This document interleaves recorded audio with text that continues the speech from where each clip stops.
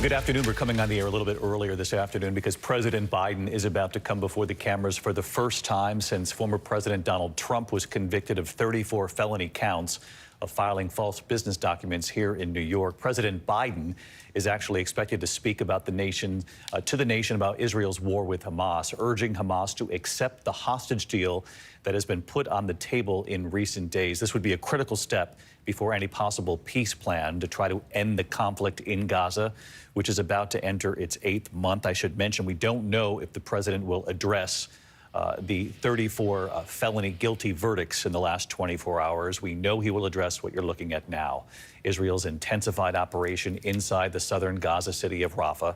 The Israeli military today saying its forces have advanced into central Rafah despite global backlash and calls to scale back the assault there. Just this week, an Israeli official suggesting this war in Gaza could go until at least the end of the year, another 7 months. Israel's Prime Minister Benjamin Netanyahu has repeatedly said the war will continue, he says, until Hamas is destroyed.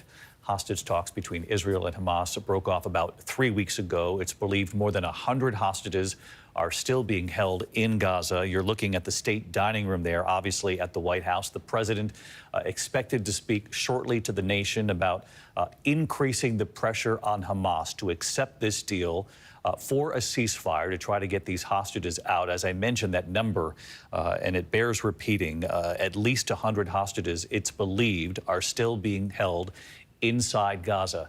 Now, again, what's unclear is whether or not President Biden will address directly the major headline here at home, which is the first criminal conviction of a former president in history.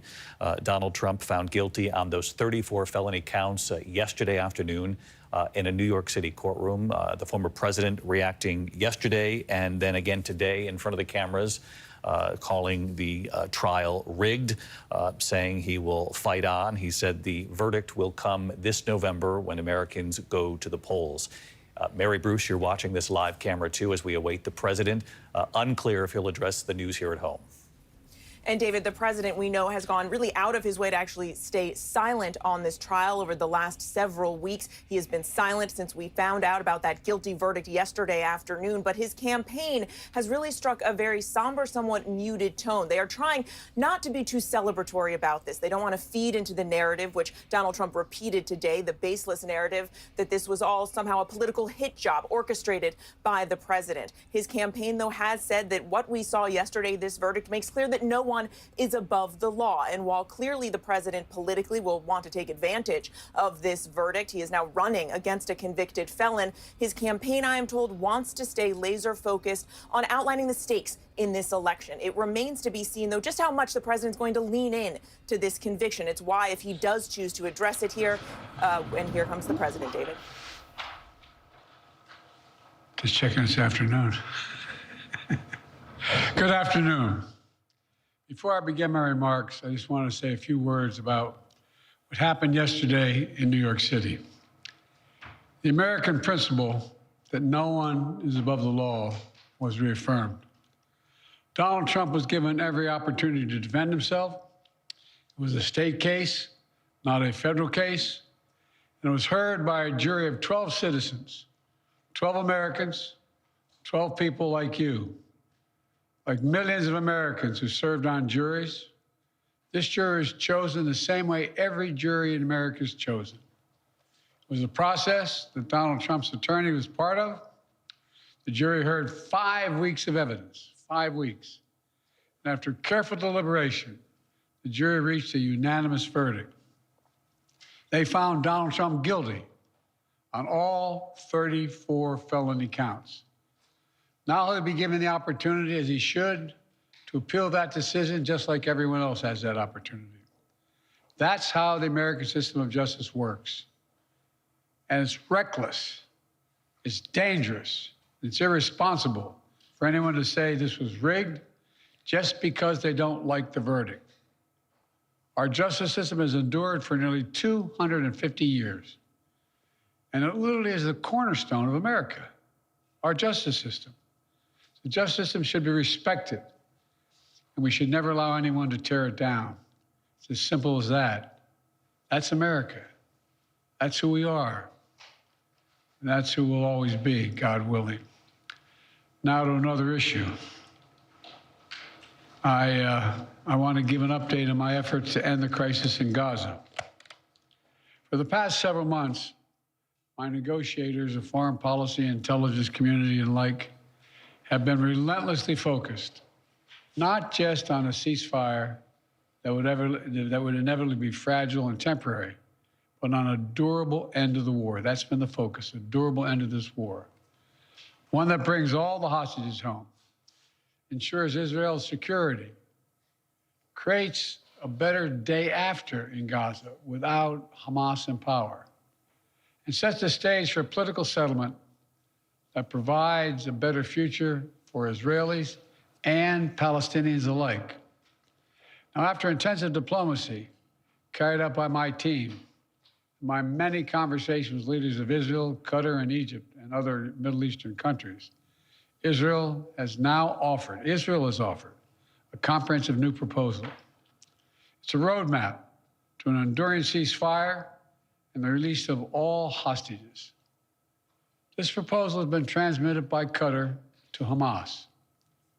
Today, I want to lay out its terms for the American citizens and for the world. This new proposal has 3 phases. The first phase would last for 6 weeks. Here's what it would include: a full and complete ceasefire, a withdrawal of Israeli forces from all populated areas of Gaza, release of a number of hostages, including women, the elderly, the wounded, in exchange for release of hundreds of Palestinian prisoners. There are American hostages who would be released at this stage, and we want them home. Additional, some remains of hostages who have been killed would be returned to their families, bringing some degree of closure to that terrible grief.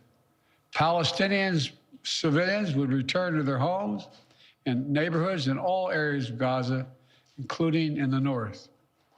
Humanitarian assistance would surge, with 600 trucks carrying aid into Gaza every single day. With the ceasefire, that aid could be safely and effectively distributed to all who need it. Hundreds of thousands of temporary shelters, including housing units, would be delivered by the international community. All that and more would begin immediately. During the 6 weeks of phase 1, Israel and Hamas would negotiate the necessary arrangements to get to phase 2, which is a permanent end to hostilities. Now, I'll be straight with you. There are a number of details to negotiate to move from phase 1 to phase 2. Israel will want to make sure its interests are protected. But the proposal says if the negotiations take longer than 6 weeks for phase 1, the ceasefire will still continue as long as negotiations continue. In the United States, Egypt, and Qatar would work to ensure negotiations keep going. All agreements, until all the agreements are reached and phase 2 is able to begin. Then phase 2, there'd be an exchange for the release of all remaining living hostages, including male soldiers. Israeli forces would withdraw from Gaza, and as long as Hamas lives up to its commitments, a temporary ceasefire would become, in the words of the Israeli proposal, the cessation of hostilities permanently, end of quote. Cessation of hostilities permanently. Finally, in phase 3, a major reconstruction plan for Gaza would commence, and any final remains of hostages who've been killed would be returned to their families. That's the offer that's now on the table, and what we've been asking for. It's what we need.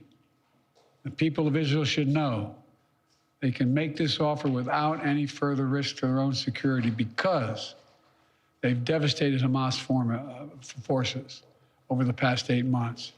At this point, Hamas no longer is capable of carrying out another October 7th, which is one of Israel's main objectives in this war, and quite frankly, a righteous one. I know there are those in Israel who will not agree with this plan and will call for the war to continue indefinitely. Some are even in the government coalition. And they've made it clear They want to occupy Gaza. They want to keep fighting for years, and the hostages are not a priority to them. Well, I've urged the leadership in Israel to stand behind this deal, despite whatever pressure comes. And to the people of Israel, let me say this. As someone who's had a lifelong commitment to Israel, as the only American president who's ever gone to Israel in a time of war, as someone who just sent the U.S. forces to directly defend Israel when it was attacked by Iran, I ask you to take a step back and think what will happen if this moment is lost. We can't lose this moment. Indefinite war in pursuit of an unidentified notion of total victory will not bring Israel, will only bog down Israel and Gaza, draining the economic, military, and human resources, and furthering Israel's isolation in the world. That will not bring hostages home. That will not bring an enduring defeat of Hamas. That will not bring Israel lasting security. But a comprehensive approach that starts with this deal will bring hostages home and will lead to more secure Israel. And once a ceasefire and hostage deal is concluded, it unlocks the possibility of a great deal more progress, including calm along Israel's northern border with Lebanon. The United States will help forge a diplomatic resolution, one that ensures Israel's security and allows people to safely return to their homes without fear of being attacked. With the deal, a rebuilding of Gaza will begin. Arab nations and the international community, along with Palestinian and Israeli leaders, to get it done in a manner that does not allow Hamas to rearm. And the United States will work with our partners to rebuild homes, schools, and hospitals in Gaza, to help repair communities that were destroyed in the chaos of war. And with this deal, Israel could become more deeply integrated in the region, including, it's no surprise to you all, including potential historic normalization agreement with Saudi Arabia. Israel could be part of a regional security network to counter the threat posed by Iran. All this progress would make Israel more secure, with Israeli families no longer living in the shadow of a terrorist attack. And all this would create the conditions for a different future, a better future for the Palestinian people, one of self-determination, dignity, security, and freedom. This path is available once the deal is struck. Israel will always have the right to defend itself against the threats to its security and to bring those responsible October 7th to justice. And the United States will always ensure that Israel has what it needs to defend itself. If Hamas fails to fulfill its commitments under the deal, Israel can resume military operations. But Egypt and Qatar have assured me, and they are continuing to work to ensure that Hamas doesn't do that. The United States will help ensure that Israel lives up to their obligations as well. That's what this deal says. That's what it says. And we'll do our part. This is truly a decisive moment. Israel has made their proposal. Hamas says it wants a ceasefire. This deal is an opportunity to prove whether they really mean it. Hamas needs to take the deal.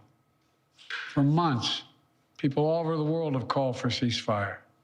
Now it's time to raise your voices and demand that Hamas come to the table, agrees to this deal, and end this war that they began. Of course, there'll be differences on the specific details that need to be worked out. That's natural. If Hamas comes to negotiate, ready to deal, then Israel negotiations must be given a mandate, the necessary flexibility to close that deal. The past 8 months have marked heartbreaking pain. Pain of those whose loved ones are slaughtered by Hamas terrorists on October 7th. Hostages and their families waiting in anguish. Ordinary Israelis whose lives were forever marked by the shattering event of Hamas's sexual violence and ruthless brutality. And the Palestinian people have endured sheer hell in this war. Too many innocent people have been killed, including thousands of children. Far too many have been badly wounded. We all saw the terrible images from the deadly fire in Rafah earlier this week, following an Israeli strike against targeting Hamas. And even as we work to surge assistance to Gaza, with 1,800 trucks delivering supplies these last 5 days, 1,800, the humanitarian crisis still remains. I know this is a subject on which people in this country feel deep, passionate convictions, and so do I. This has been one of the hardest, most complicated problems in the world. There's nothing easy about this, nothing easy about it. Through it all, though, the United States has worked relentlessly to support Israeli security, to get humanitarian supplies into Gaza, to get a ceasefire and a hostage deal to bring this war to an end. Yesterday, with this new initiative, we've taken an important step in that direction. I want to level with you today as to where we are and what might be possible. But I need your help. Everyone who wants peace now must raise their voices and let the leaders know they should take this deal, work to make it real, make it lasting, and forge a better future out of the tragic terror attack and war. It's time to begin this new stage. For the hostages to come home, for Israel to be secure, for the suffering to stop. It's time for this war to end, for the day after to begin. Thank you very much. Mr. President, can you tell us your... President Biden there at the White House in the state dining room. Let's listen in. Do you think the conviction will have an impact on the campaign? We'd love to hear your thoughts, sir. Should he be on the ballot, sir? Tempted, but not answering questions, obviously, about the news of the day here in this country. President